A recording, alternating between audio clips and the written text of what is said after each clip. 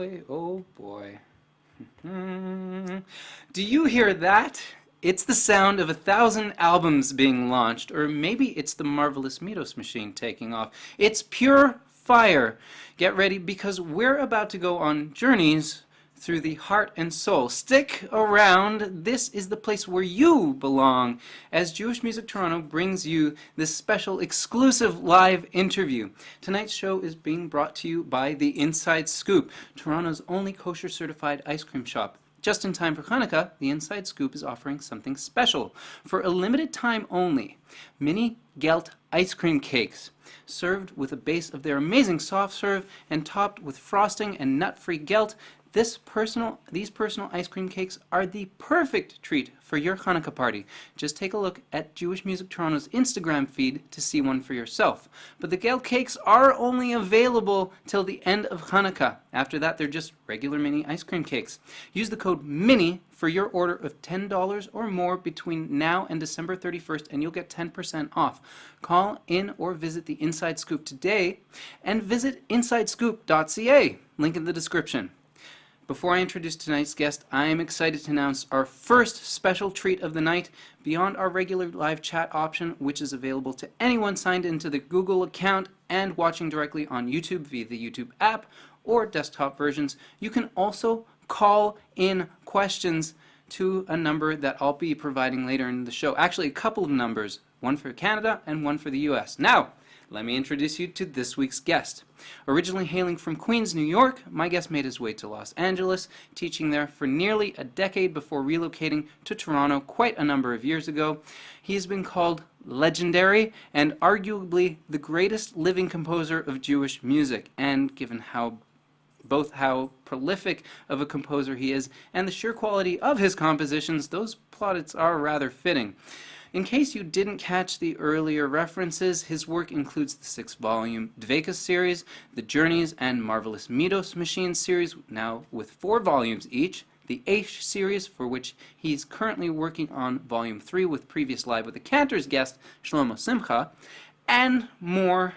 Not satisfied with simply putting note and lyric to the page, he is also a stellar pianist with a soul-stirring baritone voice, and as if all that weren't enough, he dove into the deep end of fiction writing in 2015, releasing his first ever novel about a Jewish baseball player in the year 2040, entitled The Season of Pepsi Meyers. Joining me today is Abie Rotenberg.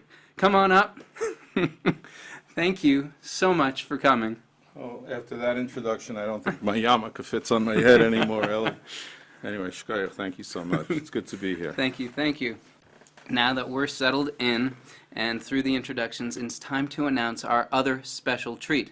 Tonight's show features a giveaway for this very copy of The Season of Pepsi Meyers in hardcover. Depending on how soon I'm able to get it to you, it could make a great Hanukkah gift.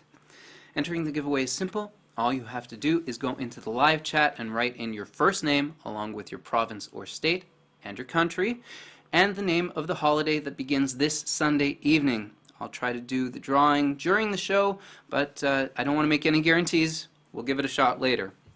Okay, so just a few important notes about the giveaway. Apologies in advance, but the giveaway is only open to people in Canada and the US, and it is not open to my family members. I'll get the rest of the contact details from the winner after the show. So let's dive in here. You're working hard. There's a lot going on. Oh, wow. It's live. That's how it works. You're the engineer, you're the sound engineer, the video engineer, you're the interviewer, you're the radio host. It's wow. Yes, James, they do ship to we will ship to Texas. Yes, yes. We've already got our first comments coming in. I'm impressed, Ellie. As I mentioned in my introduction, you grew up in Queens, New York, Kew Gardens, if I understand correctly. Kew Gardens. You were exposed to music at a young age, if not surrounded by it. You've said in previous interviews that you sang in a choir, and that your father played piano and loves Hasidic nigunim and songs. Tell me about that choir and what you remember from I don't remember much about the performance. choir. I think it was a school choir. It was not a professional choir, but I did grow up a block away from the legendary Eli Teitelbaum. Eli Teitelbaum was the was the visionary who produced the Pirche records, famous Pirche records back in the early 60s. And he was quite a few years older than me. I was a young boy, and he was already either a teenager or in his early 20s, but he was a legend to us children. He could play the clarinet, and he was good at judo, and he was a camp counselor and a director at camp Aguda, and he was just a very fascinating person, and he made these wonderful albums and brought Jewish music to another level. When I was growing up, it was mostly Shlomo and some of the Hasidic Shlomo's and Shlomo Carlebach. There's only one Shlomo, let me tell you. Anyway, so there was Shlomo, and there was some Hasidic music like Mojitz and Ger, and then the Pirche records came along, and it just exploded after that.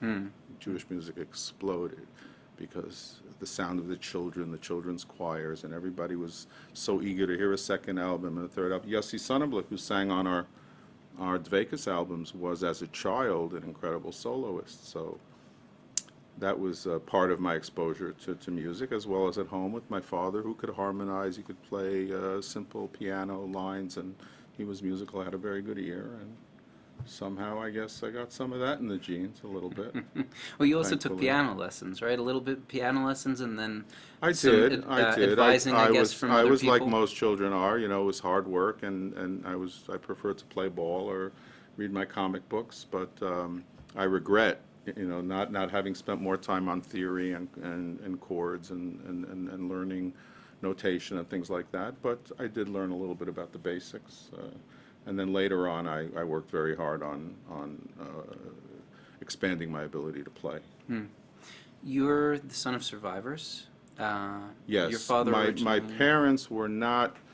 They were survivors because they were both born in Europe. My mother was able to escape the war with They- other members of I her was- family I and was get going to to say that England. they She both escaped, spent the war in yes. England in the countryside she spent over a year with a non-Jewish family where she was placed. And my father had to run away through the mountains. He got to Switzerland, but he lost his mother, he lost a brother, he lost a sister. And so in a way, yes, they were survivors, but they had less of a traumatic experience because they were able to spend most of the war years not on the run and in relative safety. So They were among, I guess, some of the lucky ones. right. So they were fortunate, but they're friends.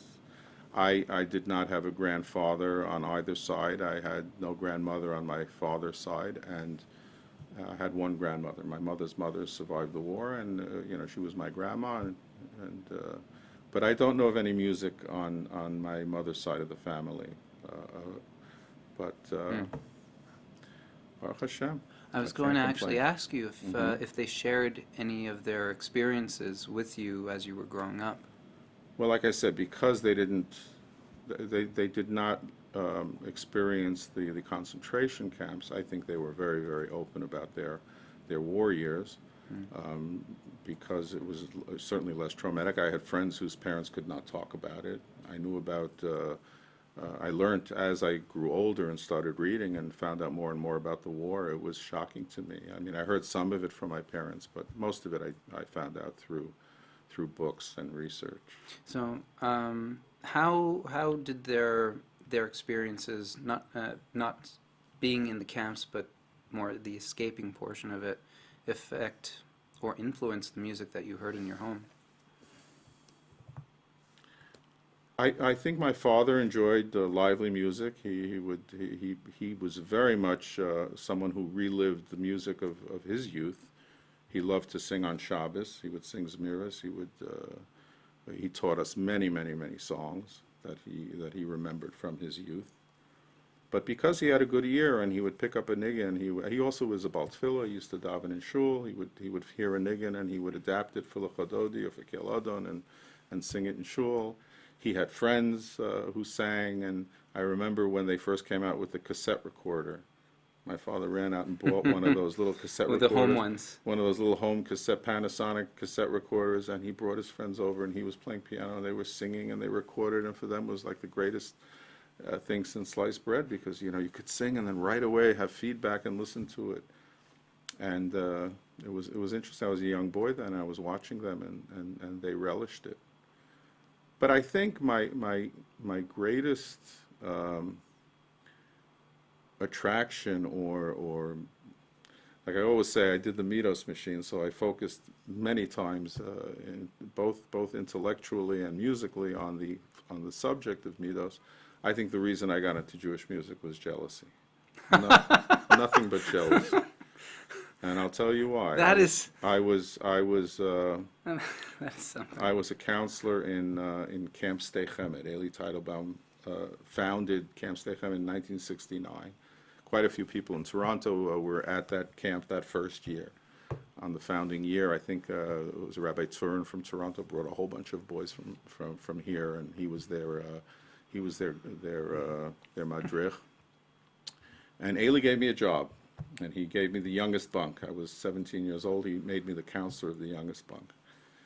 And a bunk above me was Eli Kranzler, whose beautiful voice, could play guitar. He's also on Devekis? He's also on Devekis, and he played guitar. And the bunk above him was Eli Birnbaum, wonderful guitar player. The head counselor was Benny Birnbaum, a great folk singer, guitar player. Baruch Chait was the co-head counselor, and again, another wonderful guitarist, composer, the Rabbi's Sons. We're working our way into the next question right here. Wait a second. Eli Teitelbaum would play. And I was never the only one. I was the only guy in that camp on the staff who was a complete Amaretz when it came to music. And I resolved myself after that summer, like I was going to learn how to play guitar, and I was going to work on the piano. I was going to go back to the piano. And I did. And you see what little Kinna will do? That is some drive. That's right. So outside of the home, be it in school or in the choir, and all of the different places that you met all these people, you were friends, as you said. You had Teitelbaum as an influence. You had Label Sharfman as a friend or chavrusa. So Label Sharfman became when I went to Yeshiva's Chavetz Chaim. So I walked into Yeshiva first day of Beis Medrash. So Rabbi Naiman Zechron Levracha, the Mashgiach, who he knew me a little bit because I had gone to the elementary school, but he says, do you have a chavrusa yet? Nope. And he pointed me to a fellow sitting in the back, in the corner. He said, he's your chavrusa. I said, who is he? He says, his name is Label Sharfman. I said, really, Label Sharfman? I knew Label Sharfman. Because you had already known about the Rabbi's Sons. I loved the Rabbi's Sons. I knew every song and all that stuff. And Baruch was also in the Rabbi's Sons, was he not? So Baruch, Baruch I knew from camp. So I knew Baruch from camp, but Baruch again was older than me. He was the head counselor, and I was, the youngest counselor in the camp. But I knew Baruch. We were friends. So how do you end up, like you ended up working together on Devekis with So Label and I, of Salonika. course, never during Seder. We never discussed this during. But after Seder, or in between, right before Seder, we talked a little bit about music. I said, I have a few songs. Would you like to listen to it? And Label really is the one who, I guess, so to speak, discovered me because he encouraged me. He said, I love your songs and I love your style, and I think those songs are the kind or the type that other people would enjoy singing. And Label was very much into moving the music in a direction of the Kumzit style, the Shalosh Shudas style, as opposed to what we called in those days bubblegum music, which was, this upbeat, happy, jumpy chasana music, which was something that was very, very popular then, but there were very few albums that had I think pop music still is within that realm, absolutely, certainly. Absolutely, and it was really more a reflection of my style, and he loved that style, and he's the one who pushed us and said we can do something together, and we did. So after Devekis Volume 1 is released, like what happens from there? You just went back to studying or to your jobs and then just waited till the next album? Like, well, what was the flow there? I'll tell you Devekis 1. So Devekis 1, we had the songs. We chosen the songs. It was Bein Azmanim. It was the summer of, I think it was 1972, if I'm not mistaken. It was the summer of 1972. And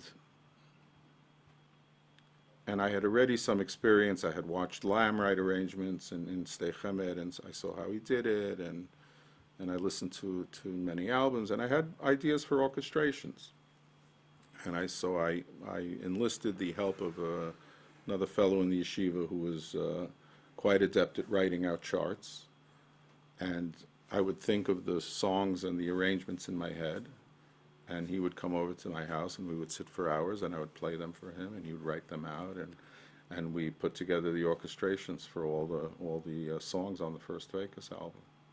And incredibly, it sounded good, when we actually got to the studio or to the first rehearsal, and it was quite nice, and we took it from there. But that time between, like afterwards, after it released, like I'm trying to get an idea, because in looking up interviews, looking up your timeline, it's very difficult to get an idea because you went into teaching, as far as I understand that. So in 1973 was when we released Vekas 1.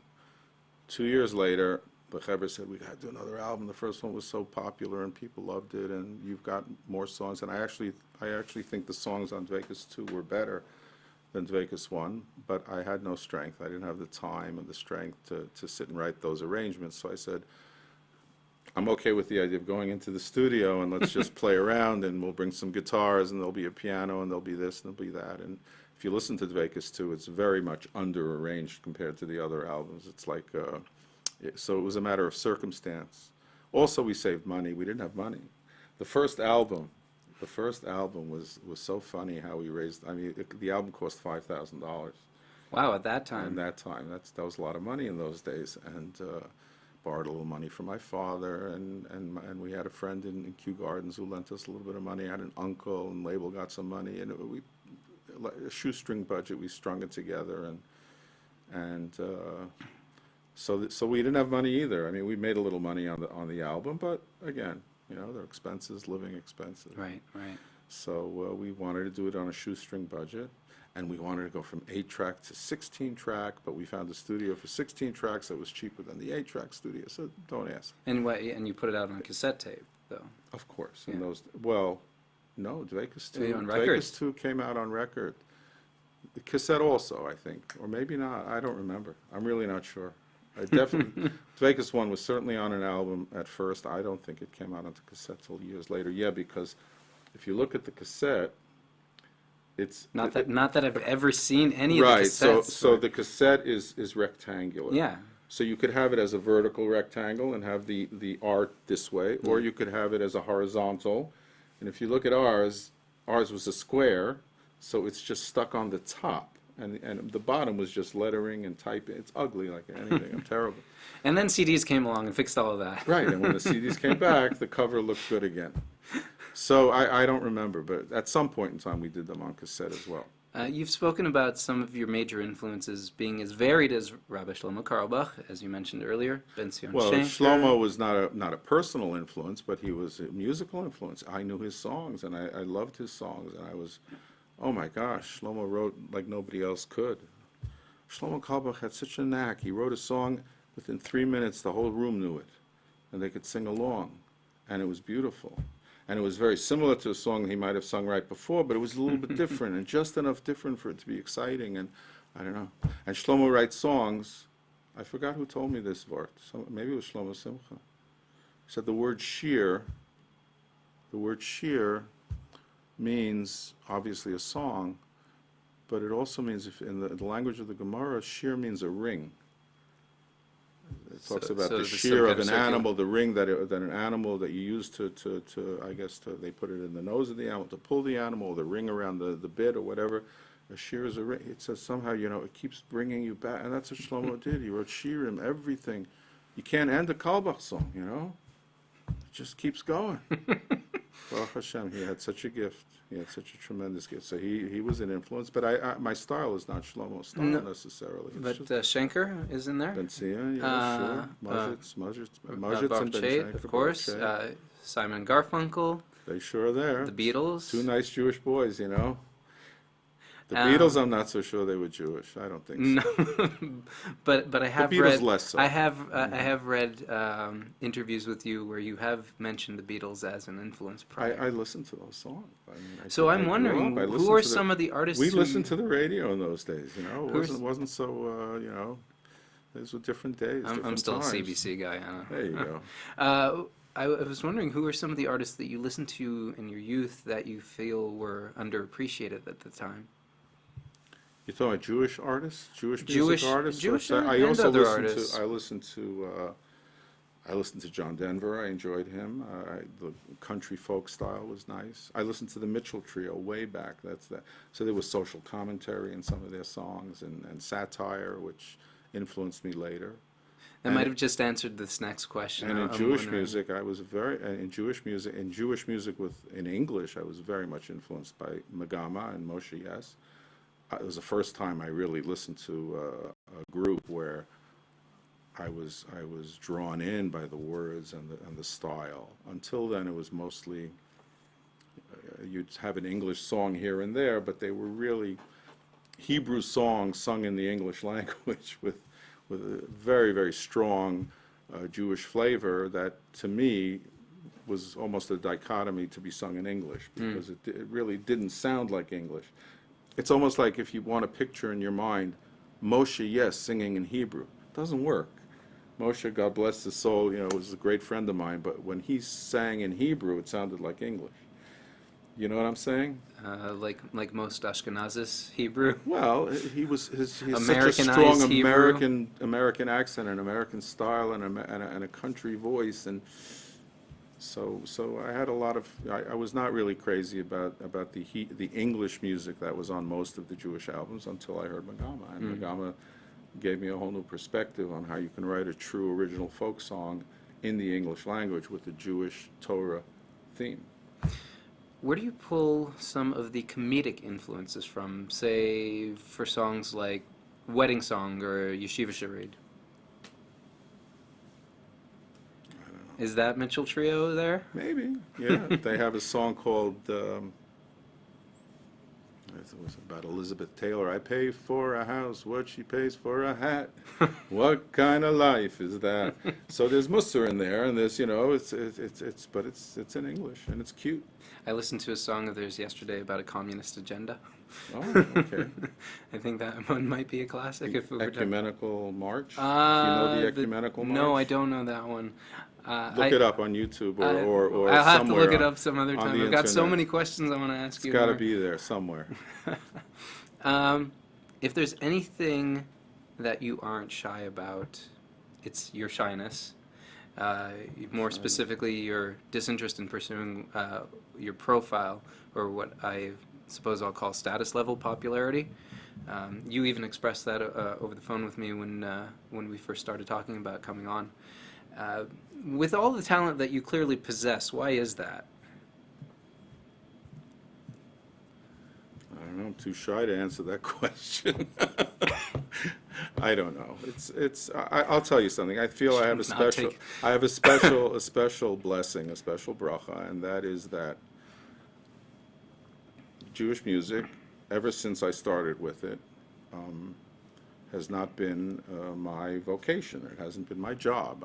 I don't make a living from Jewish music. I've made a few dollars over the years, I have to admit, selling albums and doing shows, and Baruch Hashem, that money's come in handy over the years. But I've been blessed that I have a job. We have a family business here in Toronto that is relatively successful and able to support my family. So I don't need to come out with an album. I'll wait until I'm really happy. I'll wait until I feel the songs are up to speed.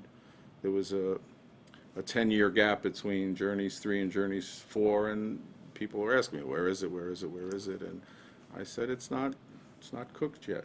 It's only half baked. So I had the luxury, and I think some other artists don't. They have to, obviously, for parnasa reasons, they have to push out an album. They also have to promote themselves, because unfortunately, without doing that, they're just not going to be in the public eye, and they're not going to be out there, and they have to advertise themselves. And I'm very happy that I never had to do that. Why am I that way? I don't know. I am shy, and I am very thankful that I don't have to be in that position to promote myself, because it's uncomfortable for me to do that. So you Okay. go ahead, you do as much as you want. I'm not going to stop you. I was curious, like, you might have just answered a big portion of what I was curious about with the way that you do things, because I was wondering, like, you take so much time between albums. You're not pursuing this as a career in and of itself. Like, how do you find the drive? But now you're saying, well, the drive is always there. You're always kind of working on things, but it's just Music in is the background. music is a passion for me. I do sit down at the piano all the time, even just to relax, and I'll tinkle. Today with the phones being recorders, it's so great because in years past I would write something, and if the tape recorder wasn't around, and if I got distracted, and I would lose the song, and then I try to remember, and I didn't write down the notes, so And it's was never finished. quite the same. I've written beautiful songs on Shabbos. I think the nicest songs I've ever written in my life were on Shabbos, and they're all gone. They're all gone. I don't remember them. I come back from Kiddush, maybe I had a couple. I sit down at the table. The kids have gone to play. My wife has gone to sleep. I'm sitting there at the table. I'm writing a nigga, and I say to myself, "That's the best song you've ever written, Rotenberg." And I wake up after the nap. I have no clue what it was. But today, it's so easy with the phone. You pull it out, you're recording. So I do that all the time. It's a passion. I do have, thankfully, musical ideas, and I do find words and concepts to be inspirational. So I do that. But to the effort that is necessary, I don't know if people realize the effort. Oh, I talked about it with Shlomo Simcha. I talked about it with him when he was sitting here. That goes into selecting the songs and choosing the right arrangements. And I was just talking about the business side of it with him, not even all that. No, but the production side and making sure that it's done right and presented right, and it's a lot of work. So even though we have a passion for music, it's still a leap to go ahead and actually put something out and get it to fruition. So if I've been in the business many, many years, and I guess compared to some of the people today who every other year are coming out with an album, if they continue and stay in the business as long as I've been in it, they're going to have 80 albums by the time they're my age, and I don't think they will, but that's an awful lot of production. So over the years, I've been in this thing for 40 years. I've got, like you said, the 6 Dveikus albums, 4 Journeys albums, 2 Lev Nefesh, 3 Aish, and probably my greatest achievement, the marvelous Midos Machine, children all over the world, young and old. Children all over the world, young and old, enjoy them. The works that you've produced have a deep focus on the beauty of Judaism, and I think it's fair to say work to bring the listener closer to the faith. You just mentioned the marvelous Midos Machine, for instance. You regularly reference the last lines of your song, "We've Got the Music," when answering questions like these. So I'm going to try to ask it in a bit of a different way than you might be accustomed to. Why do you specifically write these type of songs rather than any other genre of music? Basically, why, when you take on this role of a composer, lyricist, do you choose to be a Jewish artist rather than an artist who happens to be Jewish?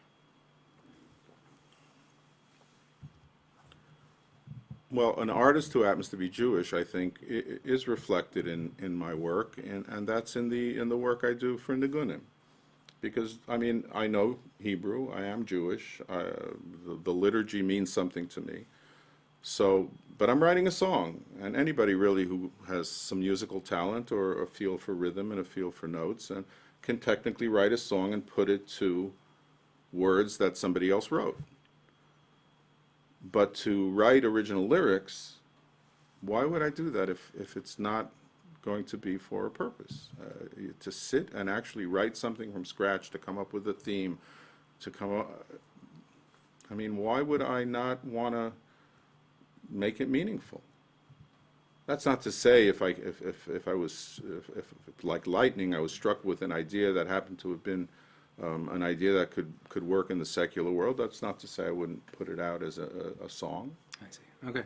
I have written some songs, I think, that have or had the potential to perhaps go beyond the Jewish market. A song like "The Little Kite" is a song about faith. It's not about a Jewish God or a Muslim God, or it's a song about the omnipresent, the unseen God up in heaven, and that really goes across denominations. So it's a song about faith. But I'm a Jewish artist. That's where my audience is, and that's where my following is. So that's where it went. I want to ask you about times that you've met people who've listened to your music, been influenced by your music. What is your most memorable, wait, what? Moment. A moment where you were shocked or had to do a double take after being told of the impact that your work had on a person. I can't talk about that. I really can't. Really? Yeah, I mean, I can say that thankfully, Baruch Hashem, I have those letters kinds of and I've moments. had conversations with people who've told me that they were influenced, but I don't want to go into details. It's too, but thankfully, it certainly has happened, and I can say that I know that to some people, at least out there, the people have been touched and influenced. I know that Neshamala, for example, is a song that many people who've had loss in their lives and tragedy have found it to be inspiring and given them strength. And listen, it's been good. I'm very grateful to Hashem, to God, for having had the opportunity to help people in some way in their journey, as we say, in the journey, whether it's for faith or strength or relationships with other people or with their children and children's relationships with their parents, and very fortunate. We're going to turn things around for a bit. There are some folks in Israel who aren't able to tune in for tonight's show, the time zone thing. So I took some questions in advance so that they can watch your response later. Yona and Yassi wrote into me saying, I personally don't understand how such prolific people have so much music in their heads. How on earth do you translate it to reality? Now, I realize that's probably two questions or a statement and a question, but how do you respond to that? I'm not sure I understand the question. I guess what they're really asking is, how do you have so much going on in there? And then B, how do you take that and get it out into the world? I think you really answered that question, that second one. Let me say one thing. People talk to me a lot because they say I have talent and this is so nice and so the music's so interesting and the words are inspiring and this and that. Again, it's not that much. The material is not that much. I've been doing this for a long, long time. The Journeys albums I started in 1984. The last one was in 2004. So it's 40 songs or close to 40 songs over a period of 20 years. And there was a lot of hard work that went into that. It's not that I woke up one morning and boom, there's a song. Some songs took me months and months and months and months. A song like Memories, I had the first few lines of that song, the first few verses, and I didn't know where to go with it, and I tried this and I tried that, and back and forth and back and forth. It took over 5 years till I found the angle and the way and the direction to what I felt was a good song and good lyrics that I would be happy to sing and put on the album. So there's a lot, as much as it's inspiration, it's perspiration, a lot of hard work. And anybody who wants to go out there and do good work is going to have to put in the time. And it's easy to get a great idea and then try to rush it out, but very often I regret certain things, that I have lyrics that I cringe when I listen to them, and I said, why didn't I just spend a little bit more time, and I could have had a better rhyme and a better a sharper joke, or just something better, something smarter. And once you record it and once it's out there, you cannot take it back. You can send an email, and today, what's it called? You pull it back, right? Whoops, I sent that email. Oh, I sent it to the wrong person. Take it back. Undo. The undo button. You can undo that. But once you come out with a song, today, forget about it. Today it doesn't have to get, beyond one other person, and then it's all over the world. I've heard a couple of different versions of some songs. There's an artist who you may or may not have heard of, Weezer.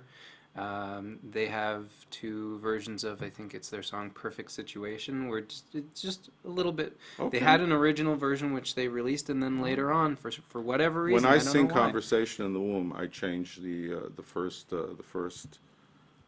verse, because I was just so unhappy with what I recorded, so I changed it. There you go. See, then. Yeah. So you can manage it. Because it's a song for Kiruv, it's a song for outreach, it's a song that teaches about Olam Haba and Emunah. And if I have an audience, I'm going to use the lyric that I think is sharper and better. And if they go out and buy the album, they say, wait a second. All right. That's not how I heard it. They should go out and get the album and get inspired and want to hear more. That would be great. Avi wants to know how you feel about your melancholy melodies being used for what should be happier tone portions of davening. Okay. Well, I think people should use melancholy tunes for melancholy portions of davening. I think that if somebody applies a very, very sad song, or a song B'Rosh Hashanah Mi Yechiyah Mi Yamus, and he uses it for something that's lighter, it's a mistake. It's a misapplication of a niggin, because you want the joyous words to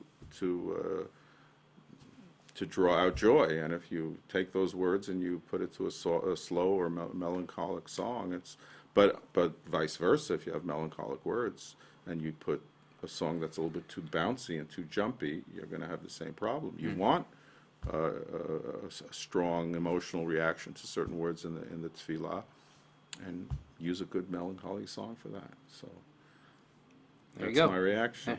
Faggy asked how she can get all of your old songs in a digital format. iTunes. Oh, there you go. Your entire catalog's up there. I think so. Well, Journeys is there, Dveikus is there, Aish, Leva Nefesh, Midos Machine, they're all there pretty much. Yeah. And that'll have to suit you, Faggy. Finally, a totally different Yassi sent a comment saying, and it's funny that you mentioned the song earlier, Neshamala is one of his all-time favorite songs. That's really just a comment he That's wanted fine. to share. That's great. Before we open up the live Q&A, so get your fingers ready on the keyboards if you're watching out there. And our first ever call-in, I want to turn back to your creative works for a moment to ask you about the marvelous Midos Machine. By the time that series launched, you had a solid footing in place with both the Dveikus series and, as you confirmed earlier, the Journey series had started already. Yes.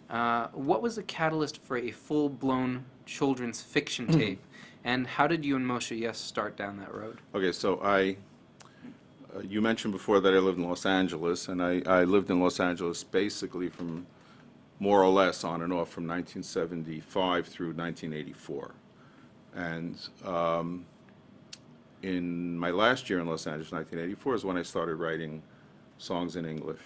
By the way, for all you young people out there, I did not write one song in English until I was 32 years old. So I'd written many nigunim and many songs, and for composers who are struggling along at 24 and 25 and feeling that they're much too old to ever be able to do things, it's not true. If you have some talent, it's about that drive and that perspiration, and go out and do it. You can do it. I started at 32 years old. So, and Baruch Hashem, over the 20 years after that, I was able to write some of these songs that you know of. So, Moshe happened to move to Toronto in 1984. He had lived in Israel for many years and had released his albums in Eretz Yisrael under the Megama brand. But he moved to Toronto in 1984, and Shlomi Mernick introduced me to him. I'd never met him before. Shlomo Mernick. And Shlomi introduced me to Moshe, and I right away pegged him to do the Ninth Man. And if you know, on Journeys 1, he sings the Ninth Man, and ever since then we've been terrific friends, and we worked together. We did concerts together, and then when I thought of the idea of doing the Marvelous Midos Machine, I hooked up with Moshe.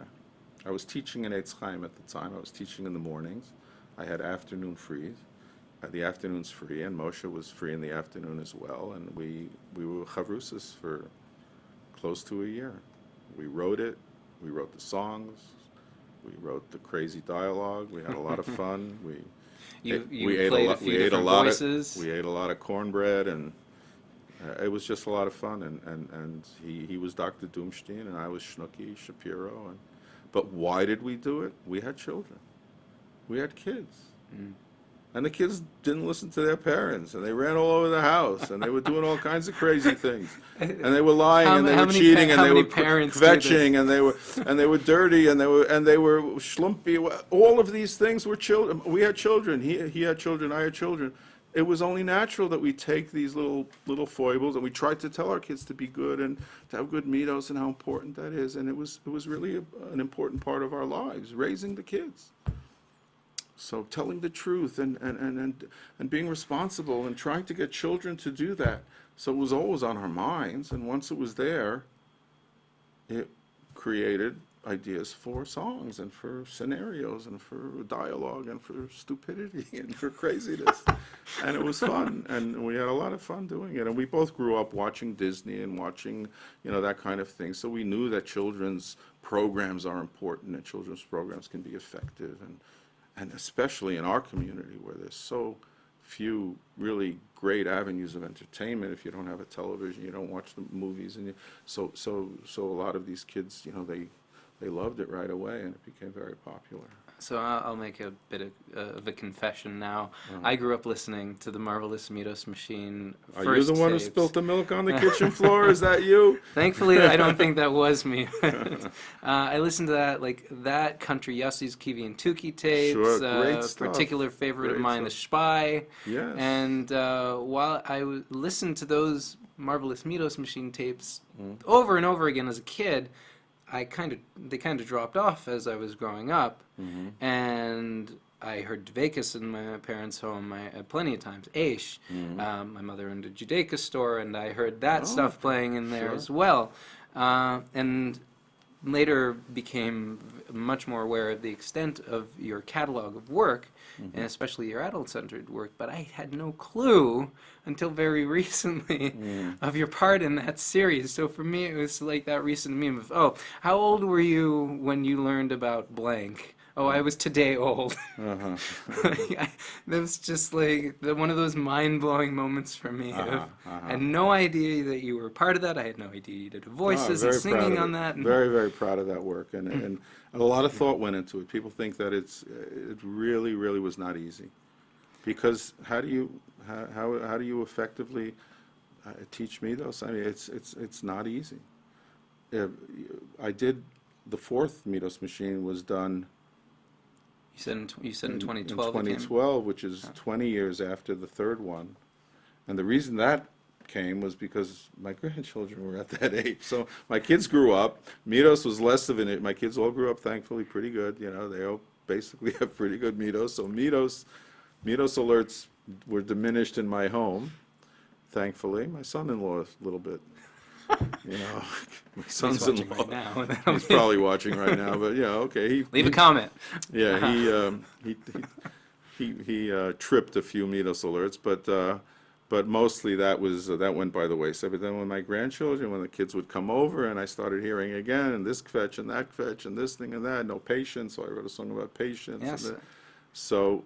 I listened to your conversation with Yossi Zweig about Marvelous Midos Machine 4, Right. and he ended up playing So Patience after the interview. Right. So I think I mentioned to him at that interview. So, for example, we have a song about being mevater, giving up your place, giving up the last piece of candy, not having to be the one sitting at the window in the car, and whatever it is to give up, and. It's not easy to write about that, because what is the proper instruction? Does someone always have to be mevater? A person shouldn't think of themselves at all. Doesn't a person come first? Isn't a person's own needs take precedent? So and you said to him that if you got there first, well, it's not necessarily your obligation to. Right.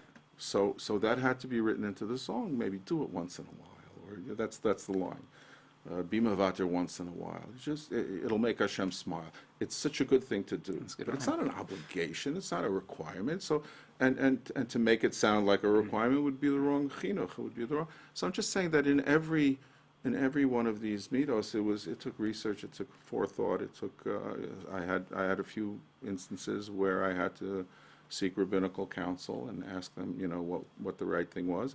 Even on some of the journey songs, I had questions that I asked my Rav, Rabbi Lowy, what the proper hashkafa was, is can I use certain words? And, so he was a helpful guide in many cases as well for those things, because it is a serious business. It is something you record, and like we said before, it's there forever. All right, we will continue our discussion after this. It's time to open things up to you, the viewers. If you have a comment or question you want to share with or ask Abie Rotenberg, you can send it in now or get to your phones because I'm about to give you the call-in numbers where you can reach me. If I don't pick up or you see we're already on the line, try calling back in a bit. We might even finish the show with this. First, let me tell you about one of tonight's sponsors. You hear me talk about it on every show with Live with the Candors. Well, I'm going to talk about it here too. Have you checked it out yet, though? This week's episode is brought to you by the JMT Collection on Spreadshirt. Head to shop.spreadshirt.ca/Jewish Music Toronto or click the link down in the description to take a look at the all-new I Love Jewish Music design, available on shirts, hoodies, mugs, and more. I think it looks amazing on a blue mug, for instance. You can get your own today at shop.spreadshirt.ca/Jewish Music Toronto. Oh, and if you missed the start of the show, remember that you still have a chance to win a copy of Abie's book, The Season of Pepsi Meyers. The rules are in the video's description, so read them and add your entry to the live chat before I write stop in the live chat and stop accepting new entries. Okay, time to give you those numbers. In Canada, you can call 289-919-5263, and from the States, dial 917-300-1665. I will actually copy those into the live chat as well because, people might not catch that. So for Canada... You are so busy. That is live for production for you. Nachum Siegel doesn't work so hard, let me tell you. Okay. We don't have any questions coming in yet, and I don't see... Oh. All right. Yes, I don't see any calls coming in yet, so we're going to continue on because I still have plenty of other questions Sure. that I want to ask you. Before the break, we were talking about your work in children's fiction. Now, I'd like to turn to your work on the printed page, The Season of Pepsi Meyers. However, I don't think that we can dive into a conversation about the book without first discussing your love of baseball. How did that, can I call it an obsession? My father begin? loved baseball as well. He used to watch it. Big Yankee fan. Mm-hmm. And when a parent is into something that is so enticing and exciting and interesting, I mean, he loved Mickey Mantle, and so did I. And he took me to a few ball games, and I loved to play the game as well. I was good at it. I was pretty athletic as a kid. I was hooked. Hook, line, and sinker. To this very day. Yeah, I was going to say, is there something that is so captivating? You know, to like half of the Rosh Hashivas in Lakewood, they'll say, up until 1964, I know all the statistics. And I still know what's going on. I'm not shy to say. I still follow it. So I'm a fan of the game, and I know what's going on, and I know the rules, and I know the politics and the business side of baseball, and I used all that, I hope, to advantage to write the Season of Pepsi Oh, we've got Meyers. calls. We've got calls coming in. Okay. Oh boy. Okay, if you were just trying to call in, please do try to call again. I'm sorry I missed your call. The vibrate for whatever reason was not working, and I will try to catch your call again. Sorry about that. All right, I'm actually going to turn on my ringer. I don't know why that's so That's a quiet. good idea. Well, I didn't want it to overbear the conversation, but Yeah. I might allow that. I think the book probably lays this out pretty clearly, but I'm going to ask it anyway. Mhm. Are you still a Yankees fan all the way? What could I do? I'm a Tinuk Shenishba. You know what that means? I was captured at youth and brought into that fraternity. So it's in my bones. What can I do? They tell over the story that Rabbi Scheinberg, when he was still a Rosh Hashiva in Eretz Yisrael, when he was young, he was known as Lefty Scheinberg. He used to pitch left-handed, and he loved to play baseball. But as he grew older, he became a very serious student and grew into a great Torah sage. But he said he used to visit New York. He was in Israel. He used to visit New York, see the back page of the New York Post, big letters, Yankees lose. He used to tut them vey, it used to bother him, even all those years later. So you can take Salem out of the country, but you can't take the country out of Salem. You go into extensive detail about the intricacies of the game, especially as you built up the new rules and technologies within this near future world. Right. Why did you devote so much of the early pages in the book, nearly an entire chapter, to player details and the inner workings of the game? Well, I mean, fundamentally, it was very important for me to write a book about baseball, and it should be a great baseball story, and it should be intriguing, and it should be for those people who love baseball, and they should want to read it from cover to cover because of the baseball aspect of it. I wanted the Judaism aspect within the book to be intertwined with the story, but at a point where the person's already into the story, interested in the character, interested in what's going on in the future with the game and with the teams. I made the Yankees the worst team in the league, or on purpose, because I wanted him to be Pepsi to be somebody who took them from the doghouse to the penthouse, and all of that would make him a more compelling character.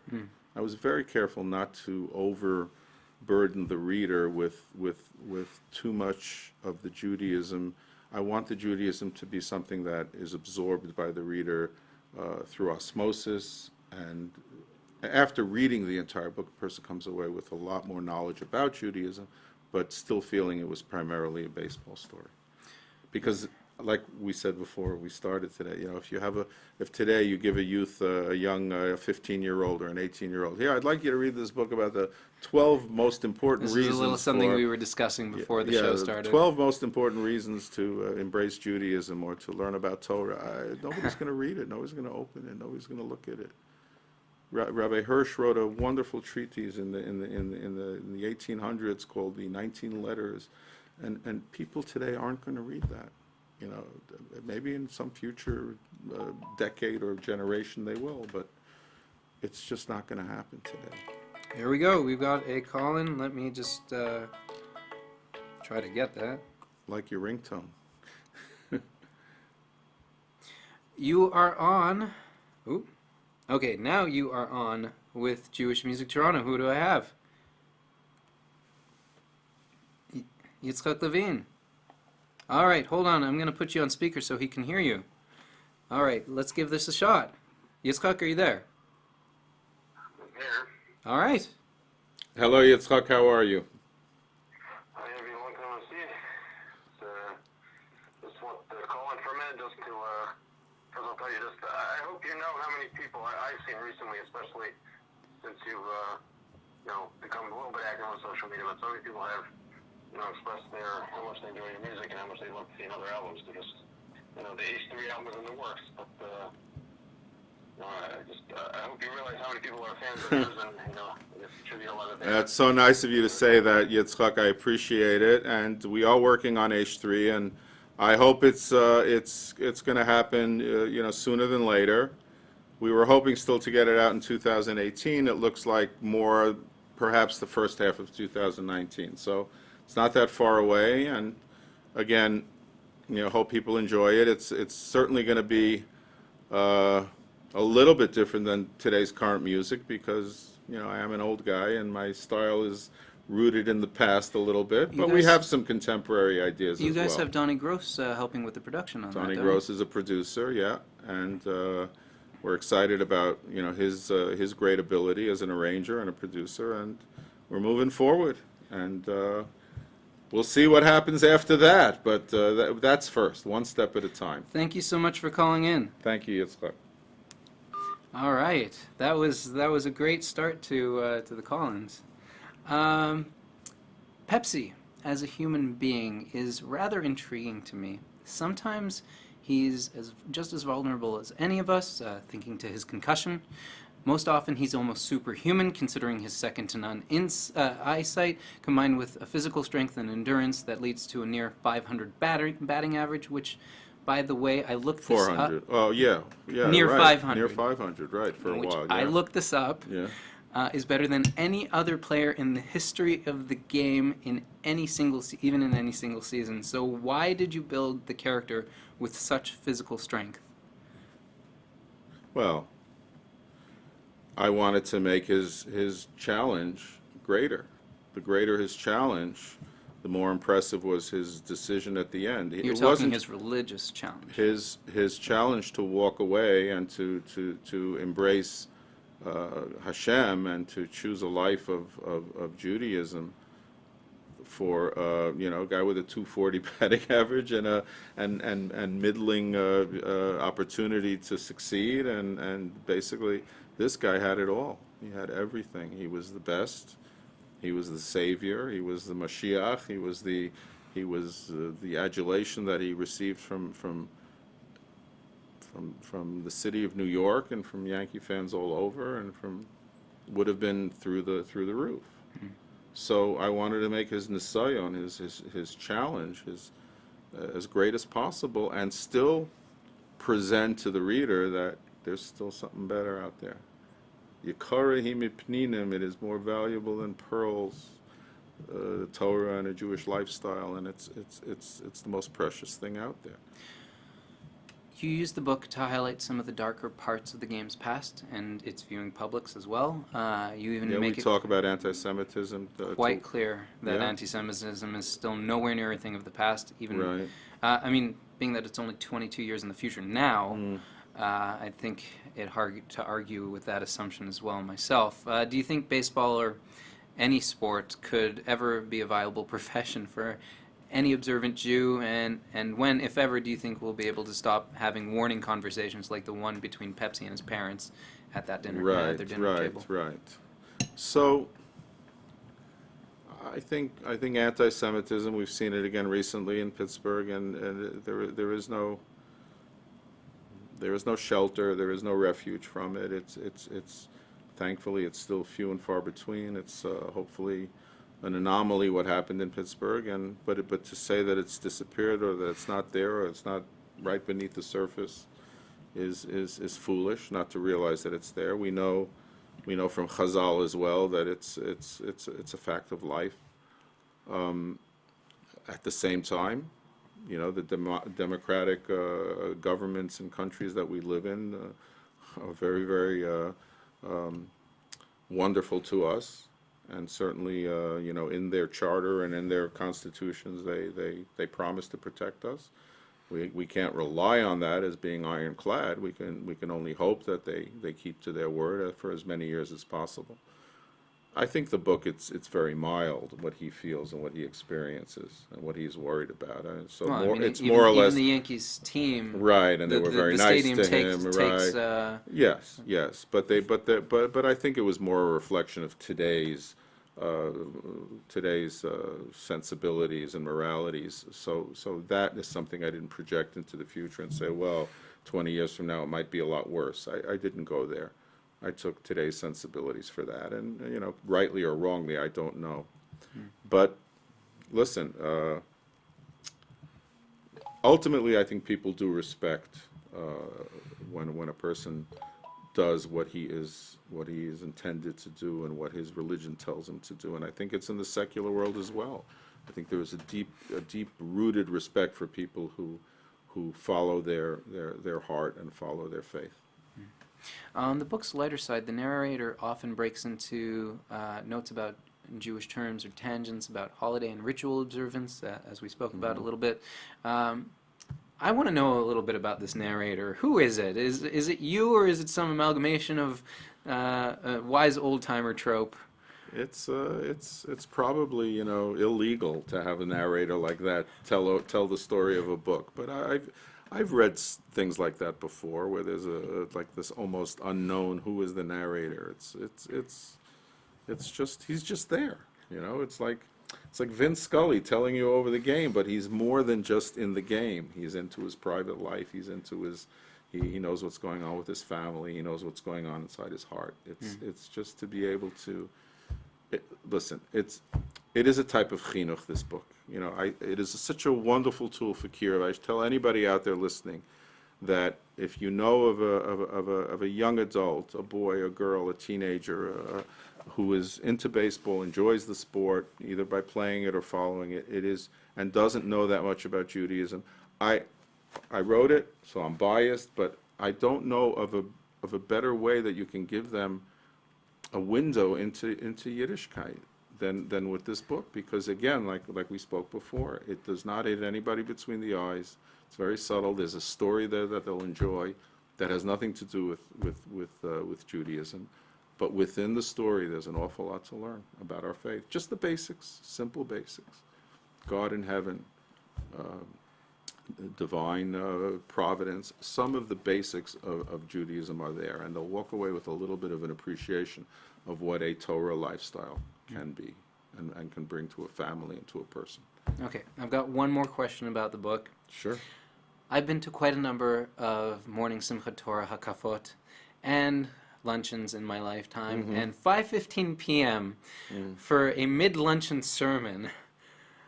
Of any of the stretches in the book, that one stuck out to me That's the most. fantastic. What's going on? Well, poetic license, man. That's fine. First of all, to finish at 2, 3 o'clock in the afternoon on Simchas Torah is That not, okay, and if that synagogue happens to have a communal meal till after the day, till everybody sits and washes, till everybody has this, till everybody that, people, usually imbibe a little bit on Simchas Torah. It's not such a stretch, and Yom Tov is over late on Simchas Torah. It's still over at 8 o'clock, right? All right, I will accept it. What was it, in New York, right? It was in New York. It was in 7:15 Riverdale, PM you put right? it at. 7:15. put it I at looked it up. That's when it was.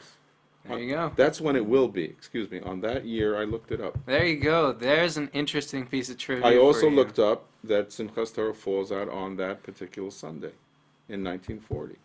So it really in is. 2040. It's on September 30th in 2040. Simchas Torah, I think, falls out on a Sunday, and it ends at 7:15. I looked that up.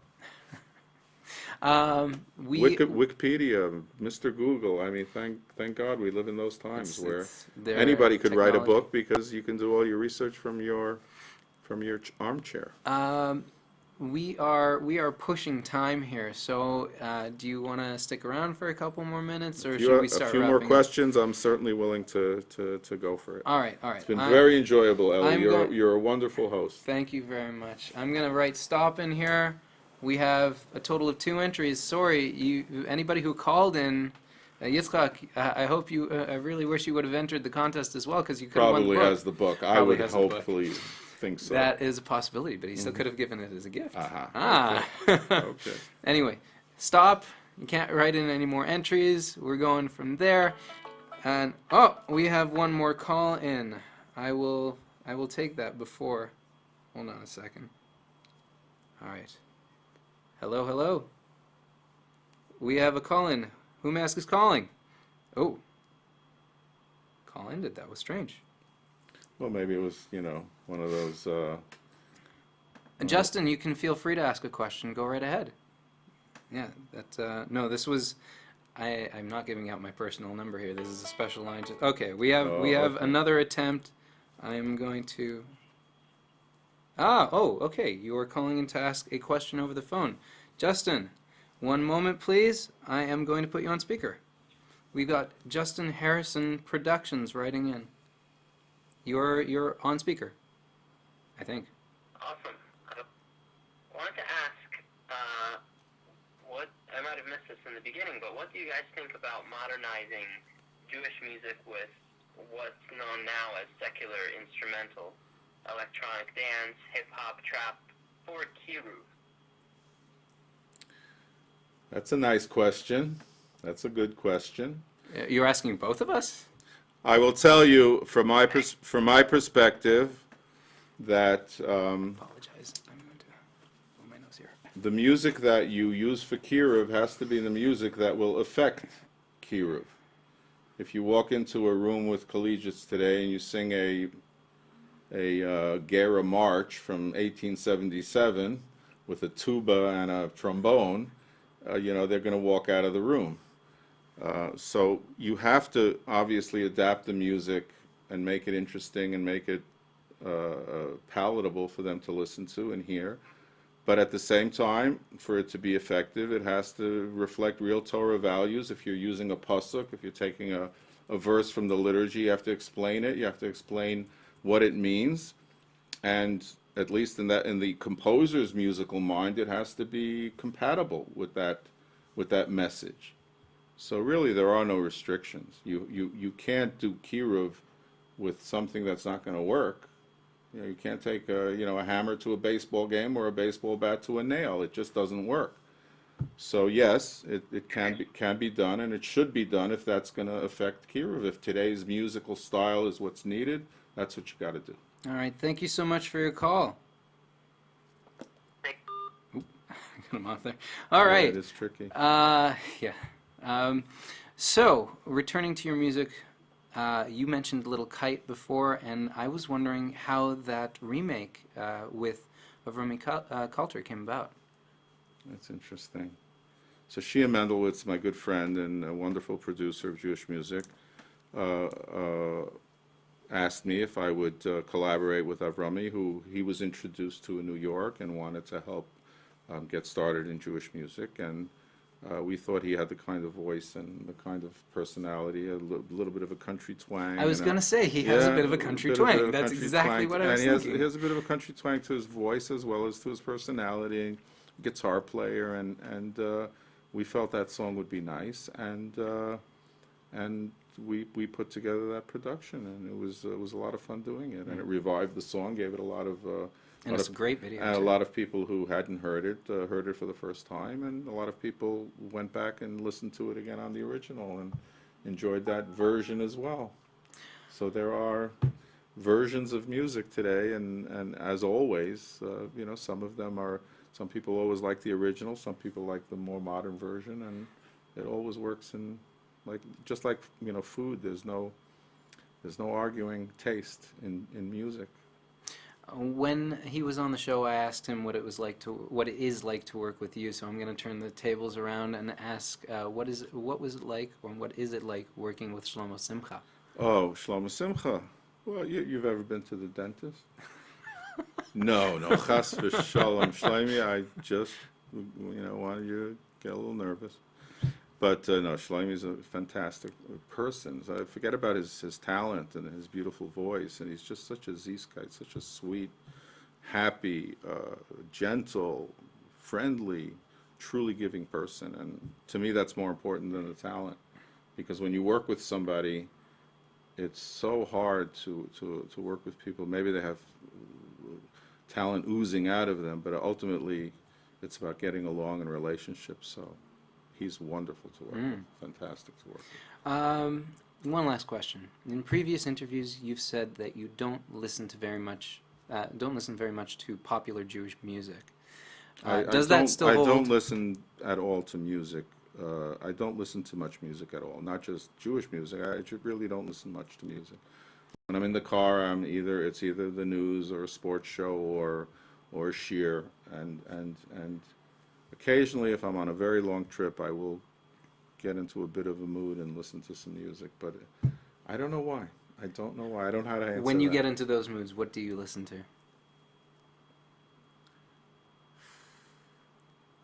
Old stuff that you listened to previously? You know what? I have a, what's it called? A stick? I have a stick. A USB key.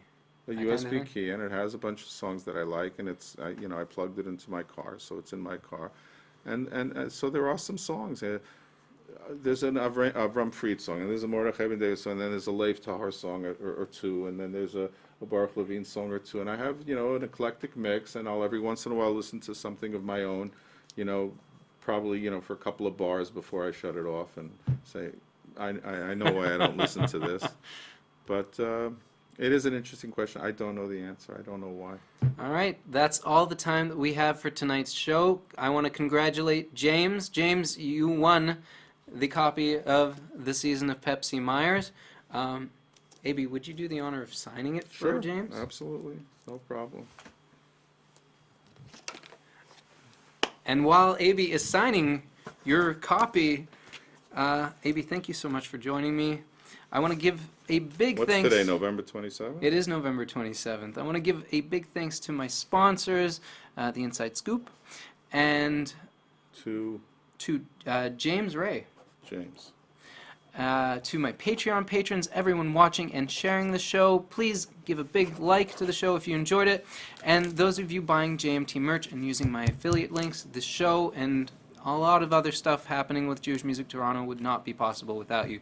Subscribe and click the notification bell so you don't miss a thing. Want to support the show? Become a patron on Patreon. You'll help Jewish Music Toronto and get early and exclusive access to behind-the-scenes extras and more. It just takes $1 a month or more. Thanks for watching, and bye for now.